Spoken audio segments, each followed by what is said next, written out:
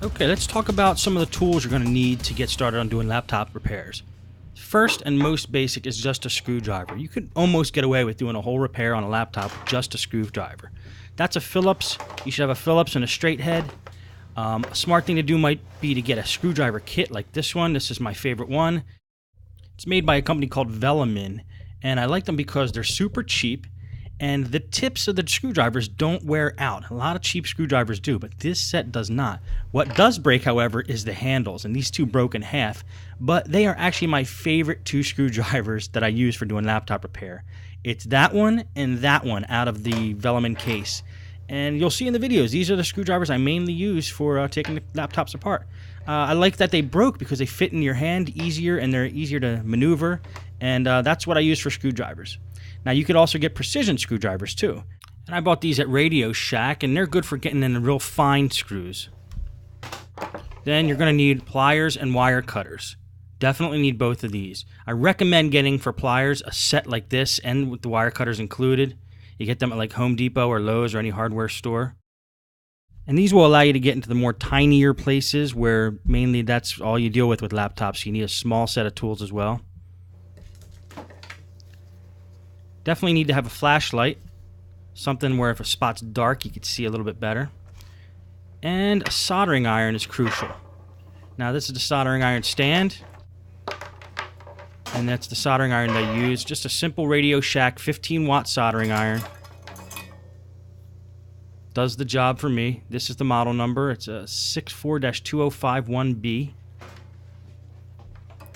And the stand, you get that separate, or sometimes they come in a combination. Another thing that's really wise to get is a desoldering iron, especially for power jacks. If you got some stingy power jacks that don't want to become disconnected, you use this thing, which is desoldering iron. It's neat. You actually squeeze that little red thing, and then when you release it, you could suck the solder out through the soldering iron. Or you could use desoldering braid, which is another thing I use in conjunction with the desoldering iron, which seems to work great. This is the solder I use. 6040, 0.032 diameter rosin core solder. I get that at Radio Shack. And that's pretty much my soldering kit right there. Another must is a multimeter. You can find these ranging from like $10 to $100. This is a Radio Shack model. Not my favorite model. The one I use in the videos is my favorite model, which I got at Micro Center for like $10, so you can find them cheap. And what you just want to have are the basics. I mean, there's not too many features that I would recommend for multimeter, but one that I do is definitely to make sure it has a beep mode, where if you set it to test continuity and you touch the two leads together, you're going to get a beep, because I use that a lot when I do power jack repairs. And next is just to have some wire. When you're doing power jack repairs or different types of repairs, you can get this at any type of store like Radio Shack or order it online. Heat shrink tubing is a must. I use this quite a bit, especially when I'm doing power adapter repairs, where I have to replace the tip on a power adapter or do any kind of repair on a power adapter. Heat shrink tubing is another place you can get pretty much anywhere. I get mine at Radio Shack and Micro Center, but you can order it online. Another tool that I feel is a must is helping hands. Helping hands is simply, a base with some alligator clips connected to it and a magnifying glass. It allows you to hold things, providing you basically with another set of hands so you could do some, more difficult tasks like soldering things or having things held down that would be normally flapping all around. So helping hands are great for that. Files. Definitely get a small set of files, of like tiny files. I use this especially for scuffing up a wire or creating contact points on a motherboard. And this picture shows files. Don't get the wrong idea. These are actually miniature files. They're pretty small. You'll see how they look in the videos. X-Acto knives. Now, X-Acto knives are something I use fairly frequently, but you never know when you're going to need something really sharp to cut something that you're dealing with. And X-Acto knives are small and they're sharp, and it's a perfect tool to get in there and cut things or shave things that need to be taken care of. And the next thing is glue.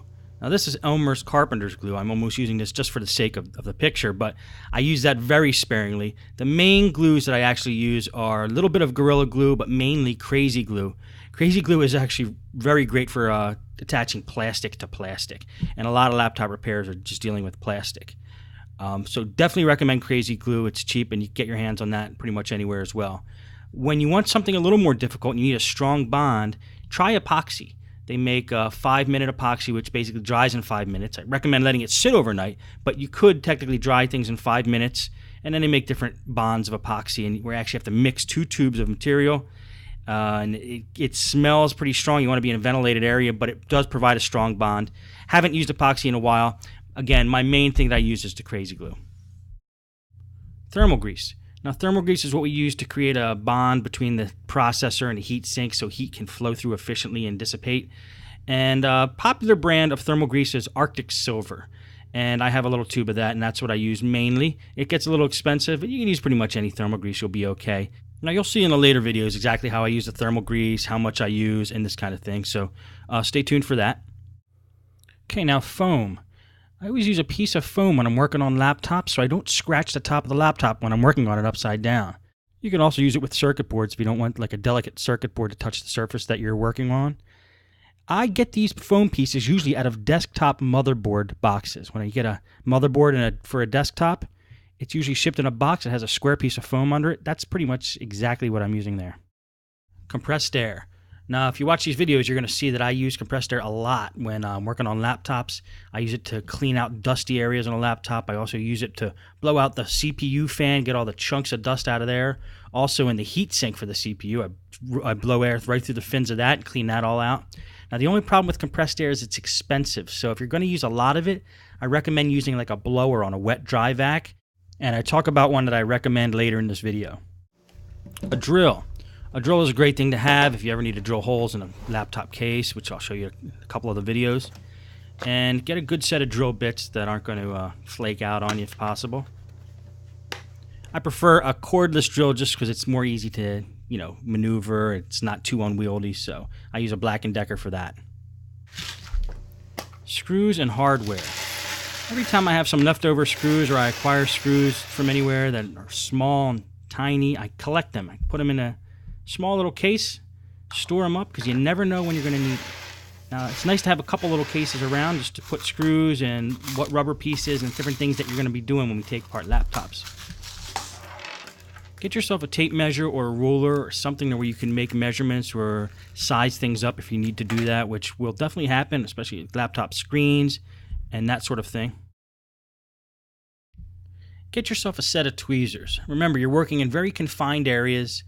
If you drop a screw or if you need to remove a wire or get into a certain spot and you just can't do it with a pair of needle nose pliers, these are the tools you want to use. I'd buy a whole set of them so you have different varieties so you get in different areas. And definitely put some tweezers in your toolkit. Allen wrenches. Not terribly commonly used on laptops, but every once in a while you're going to encounter them. So it's probably wise to get just a cheap set of Allen wrenches or one of those all-in-one Allen wrench devices that have like 6 of them or 8 of them sticking out like this one here. Paintbrushes. I use these paintbrushes a lot. I think I got them at IKEA for like $7 for a whole set of them. And I use them to dust off certain parts of the laptop. It's a great thing to use as a duster, and you could always shake the dust out of them when you're done. But it's great for laptops because it doesn't scratch anything, and it gets all the dust out of the little crevices and crannies of the laptop. I love the Stinger 2.5 gallon wet dry vac, which was what this is here. Especially with the brush attachment, it's great for cleaning out keyboards, cleaning up all the dirt off of the top and bottom parts of the case of a computer. Even when you open up the computer, you can use that wet dry vac and suck out a lot of the dust that's on the inside. You'll see how I use it in the videos. Great tool to have in your shop. I definitely recommend it. It's not a necessity, but it's a good idea to have a socket set or something you can unscrew standoffs or bolts or something that's stuck onto a laptop there. And finally, if you look around, you're going to find computer repair kits that have most of the tools I talked about already in them. You get the pliers, the screwdrivers, soldering iron, a small drill in a lot of them, Allen wrenches, X-Acto knives, and tweezers. It is a good thing to have, especially if you're an on-site technician. You need all your tools in one place. So definitely check them out. You can get them at Radio Shack, Micro Center, Newegg. Any big computer store is going to have something like that for you.